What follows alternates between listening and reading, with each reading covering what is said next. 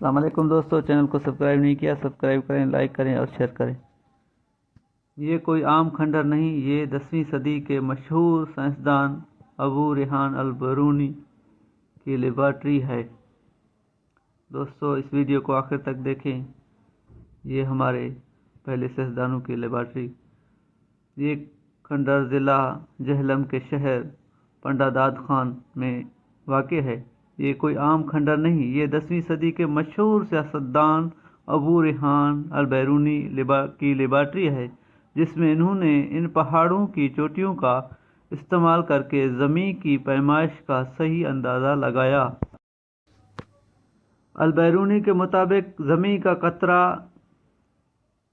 3928.77 تھا، جبکہ موجودہ ناسا کی جدید لوکیشن کے مطابق 38,047.80 ہے، یعنی محض 21 کلومیٹر کا فرق۔ البیرونی نے 250 سے زیادہ کتابیں لکھیں۔ وہ محمود غزنوی کے دربار سے منسلک تھے۔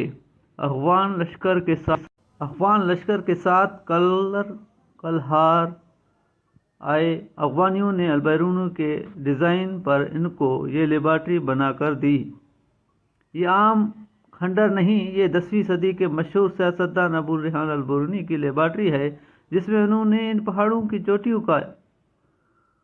اب سوچنے کی بات یہ ہے کہ ہم اپنے ورثہ کی کیسے قدر کرتے ہیں۔ اس میں ماں سوائے چند بکریاں چرانے والوں کے علاوہ کوئی نہیں جاتا۔ اگر اس کا خیال نہیں رکھا گیا تو بہت ہی جلد ہم اس عجوبے سے محروم ہو جائیں گے۔ اس کے علاوہ یہاں تک کہ جانے کا راستہ بھی ٹھیک نہیں ہے۔ اس کے علاوہ تقریباً 1 گھنٹہ پیدل سفر کرنا پڑے گا۔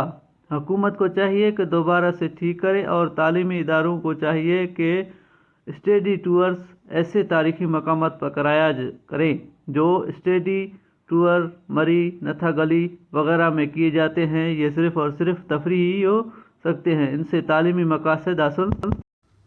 مقاصد حاصل نہیں کیے جا سکتے۔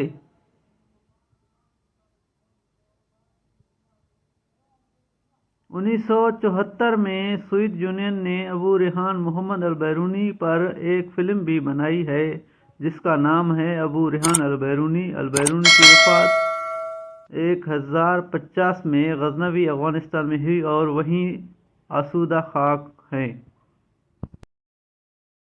دوستو یہ تھے ہمارے اسلاف۔